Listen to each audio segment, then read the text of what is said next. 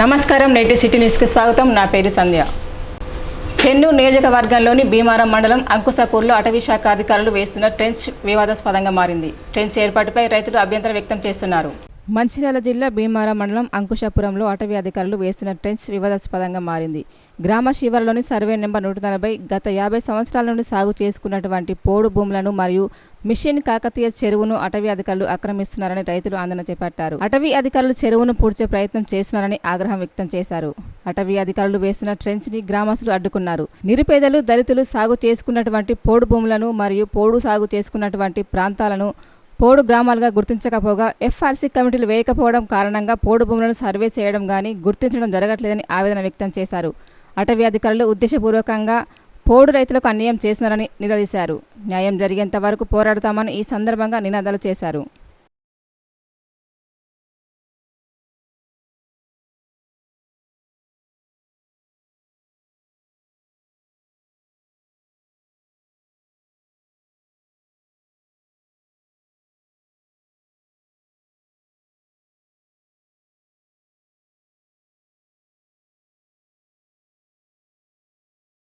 నుంచి ఎవరేమి చెట్లు కొట్టాలి సార్.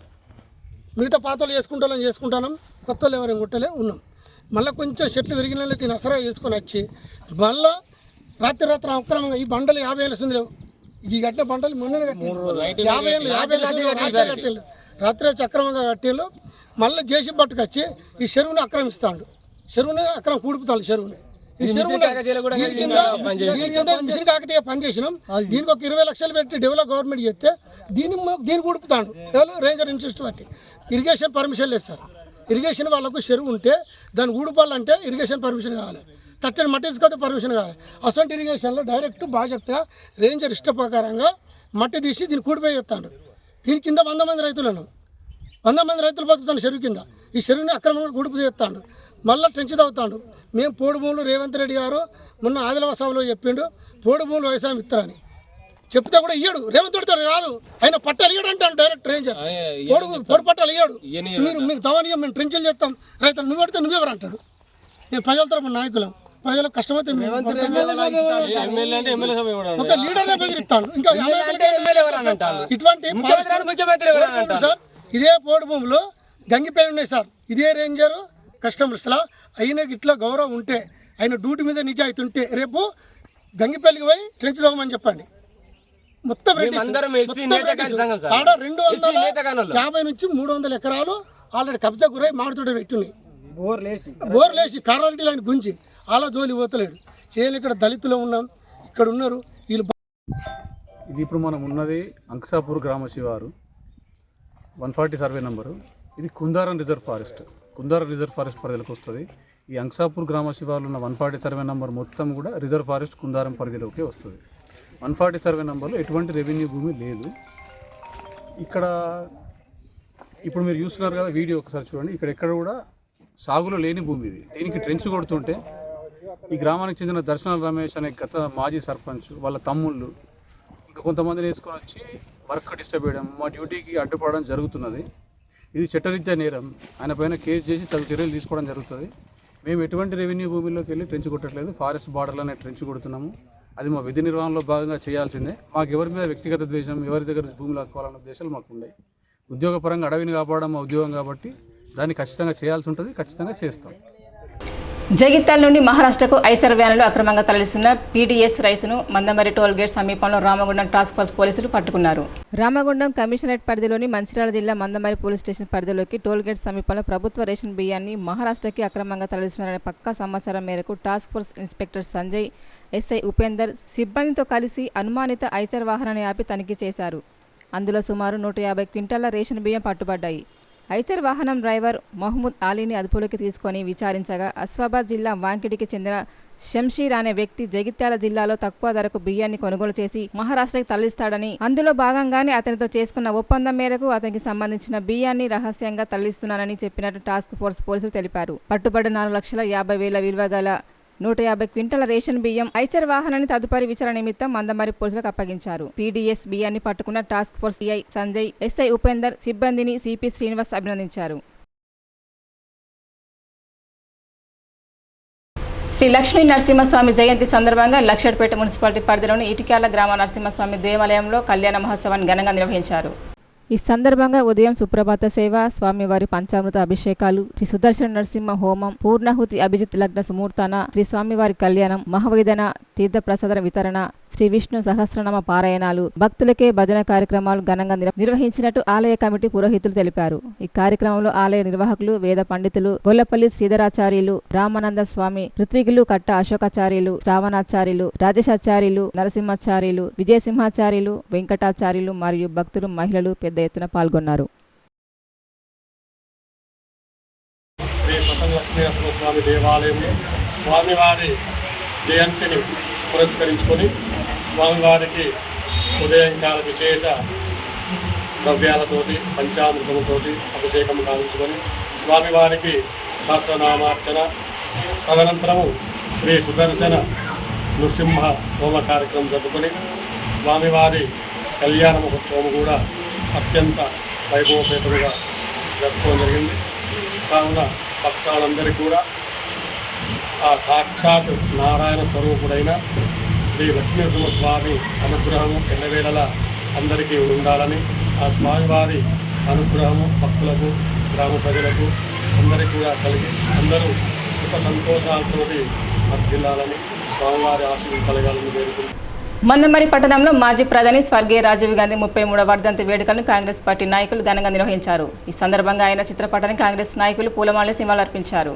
ఈ సందర్భంగా పట్టణ కాంగ్రెస్ అధ్యక్షులు నోముల ఉపేందర్ గౌడ్, సీనియర్ కాంగ్రెస్ నాయకులు సోతుకు సుదర్శన్, పీసీసీ మెంబర్ నూకల రమేష్లు మాట్లాడుతూ రాజీవ్ గాంధీ మన దేశానికి ఎనలేని సేవలు చేసిన గొప్ప నాయకుడని, తల్లి ఇందిరమ్మ మరణాంతరం రాజకీయంలోకి అడుగుపెట్టి అతి చిన్న వయసులోనే ప్రధానమంత్రి హోదాలో ఉన్న నాయకుడు రాజీవ్ గాంధీ. ఏదైతే ఇందిరాగాంధీ స్ఫూర్తి ఈ దేశంలో పేద ప్రజలు ఉండొద్దు అనే ఉద్దేశంతో గరీబ్ హటావో అనే నినాదంతో పేద ప్రజల్లోకి వెళ్లి వారి కష్టాలను తెలుసుకొని వారి కోసం అనేక సంక్షేమ పథకాలను ప్రవేశపెట్టిన గొప్ప నాయకుడు రాజీవ్ గాంధీ. 18 సంవత్సరాలకే ఓటు హక్కు కల్పించిన ఘనత రాజీవ్ గాంధీ అని అన్నారు.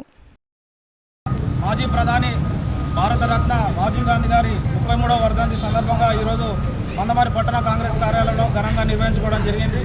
ఏదైతే ఈ దేశంలో పేద ప్రజలు ఉండద్దనే ఉద్దేశంతో రాజీవ్ గాంధీ గారు మన పేద ప్రజల కోసం ఇందిరాగాంధీ స్ఫూర్తితోని గరీబ్ హటావో అనే నినాదంతో పేద ప్రజలకు వెళ్ళి అనేక సంక్షేమ పథకాలు ప్రవేశపెట్టి పేద ప్రజలకు న్యాయం చేసిన గొప్ప నాయకుడు రాజీవ్ గాంధీ గారు. రాజీవ్ గాంధీ గారు ప్రధానమంత్రి సమయంలో ఐటీ రంగాన్ని స్థాపించిండు. అలాగే 18 సంవత్సరాలకి ఓటు హక్కు కల్పించిన గొప్ప నాయకుడు రాజీవ్ గాంధీ గారు. ప్రతి ఒక్కరూ రాజీవ్ గాంధీ గారి ఆశయాలను కొనసాగించాలని గాంధీ గారు, ప్రియాంక గాంధీ గారు చిన్నపిల్లలు అయితే ఆ చిన్నపిల్లలు దగ్గరేసుకొని ఈరోజు మన దేశాన్ని కాపాడుకుంటూ వచ్చి మరి దేశ ప్రజల కోసం త్యాగం చేసి మనకు తెలంగాణ ఇచ్చినటువంటి మహా తల్లి సోనియా గాంధీ గారు. కాబట్టి మనం ఇప్పుడు ప్రతి ఒక్కరం కూడా కష్టపడి అందరం కలిసి మరి ముఖ్యమంత్రి రేవంత్ రెడ్డి గారి నాయకత్వంలో, దేశంలో రాహుల్ గాంధీ గారి నాయకత్వంలో మనమంతా కలిసి పనిచేస్తూ మరి రానున్న రోజులలో మొన్న జరిగినటువంటి అసెంబ్లీ ఎలక్షన్లలో రేవంత్ రెడ్డి గారు తెలంగాణ ముఖ్యమంత్రి కావడం జరిగింది.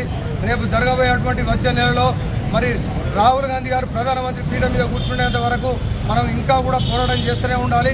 ఖచ్చితంగా మనం దేశ ప్రజల కోసం వాళ్ళు పోరాటం చేసిన నాయకులకు మనం అండదండగా ఉండి వాళ్ళ వెనకాల ఉండి వాళ్ళ అడుగుజాడలను నడవలసిన అవసరం ఉందని చెప్పేసి మనమంతా కలిసిమెలిసి పనిచేయాలని చెప్పి కోరుకుంటున్నాం. ఇటువంటి ఎన్నికల్లో ఇండియా కూటమి ఖచ్చితంగా అధికారంలోకి వస్తుంది.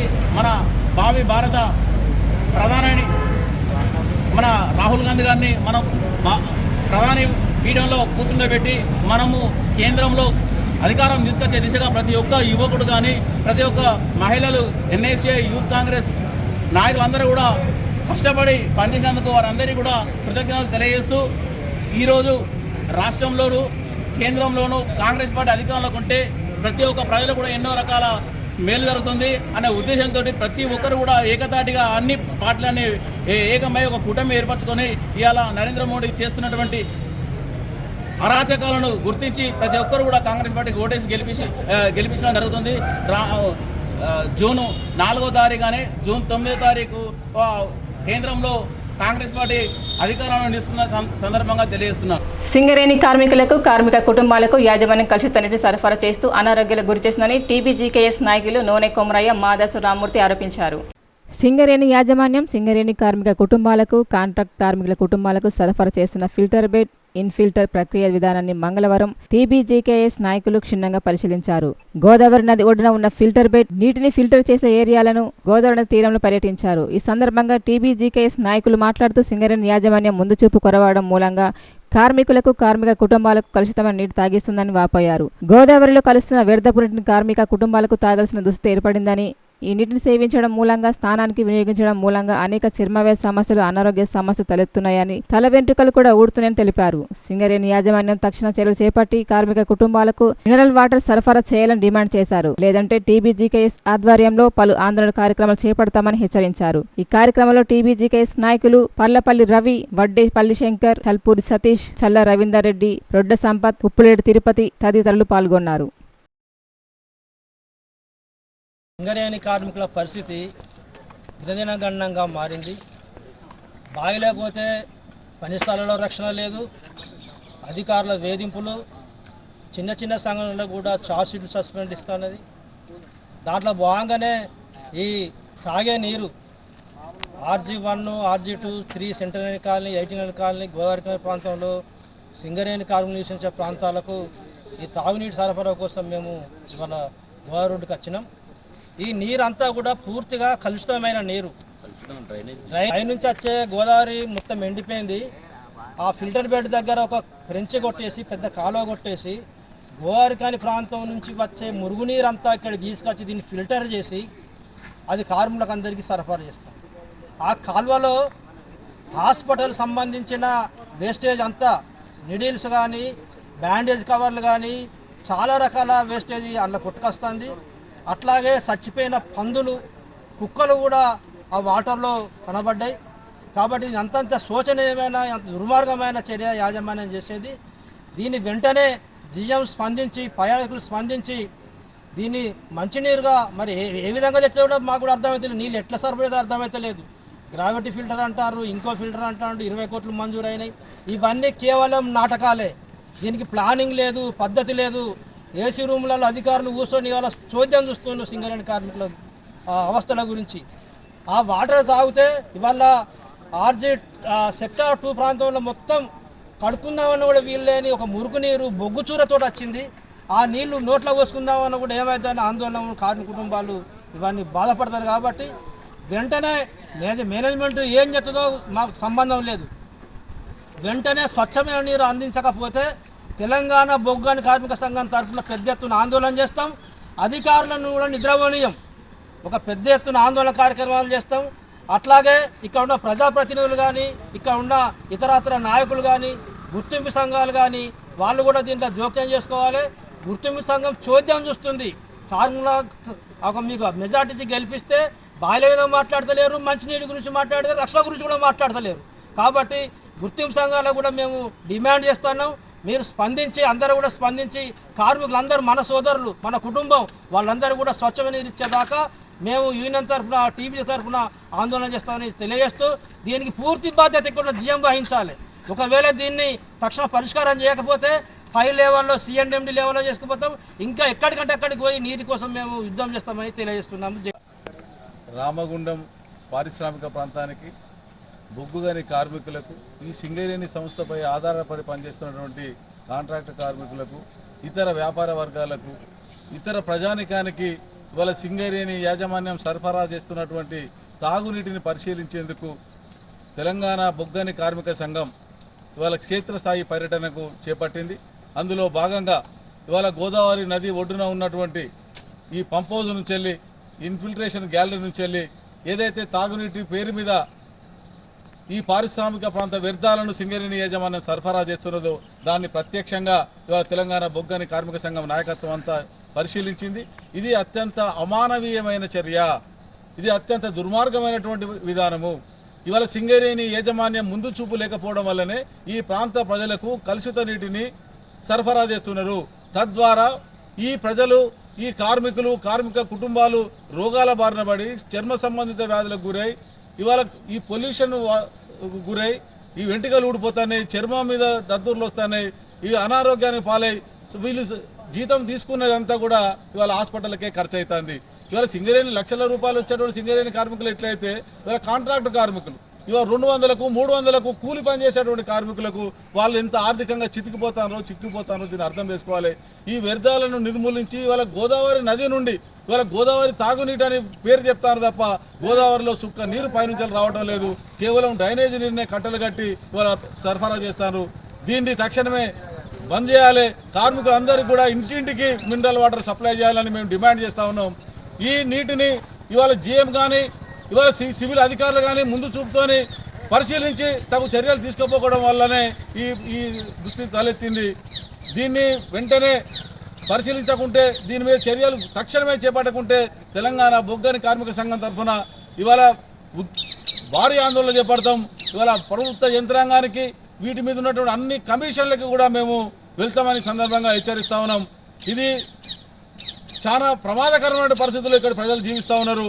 అది కేవలం ఇవాళ సింగరేణి యాజమాన్యం ఇక్కడ ఉన్నటువంటి స్థానిక అధికారుల ముందు చూపు లేకపోవడం వల్లనే ఇది సంభవించింది. దీంతో సింగరేణి సంస్థగా చెడ్డ పేరు తీసుకొస్తారు. ఈ అధికారులపైన తక్షణమే సింగరేణి సీఎండి చర్యలు తీసుకోవాలి, రాష్ట్ర ప్రభుత్వం చర్యలు తీసుకోవాలి. ప్రజాప్రతినిధులు కూడా చొరవ చూపి ఈ ప్రాంత ప్రజలను బతికించడానికి కృషి చేయాలని సందర్భంగా తెలంగాణ బొగ్గని కార్మిక సంఘం డిమాండ్ చేస్తూ ఉన్నది. మందమరి పట్టణంలోని పాలచెట్టు ఏరియాలో గల వైన్ షాపులో దొంగ చొరబడి 98,000 విలువ నగదును ఎత్తుకెళ్లినట్టు ఎస్ఐ రాజశేఖర్ తెలిపారు. మందమరి పట్టణంలోని పాలచెట్టు ఏరియాలో గల ఒక వైన్ షాపులో దొంగ చొరబడి 98,000 నగదు ఎత్తుకెళ్లినట్టు ఎస్ఐ రాజశేఖర్ తెలిపారు. ఎస్ఐ తెలిపిన వివరాల ప్రకారం పాలచెట్టు ఏరియాలోని పావని వైన్ షాపులో నిర్వాహకులు సోమవారం రాత్రి 10 గంటలకు షాపును మూసివేసి ఇంటికి వెళ్లారు. సుమారు 11:30 గంటల ప్రాంతంలో గుర్తు తెలియని ఓ యువకుడు మూతికి గుడ్డ కట్టుకుని షాపు పైరేకులు తొలగించి షాపులోకి చొరబడి క్యాష్ కౌంటర్లో ఉన్నటువంటి 98,000 నగదు ఎత్తుకెళ్లాడు. మంగళవారం ఉదయం షాపు తెరవడంతో చోరీ విషయం తెలిసింది. షాపు నిర్వాహకుడు సూరిబాబు ఇచ్చిన ఫిర్యాదు మేరకు కేసు నమోదు చేశామని ఎస్ఐ తెలిపారు.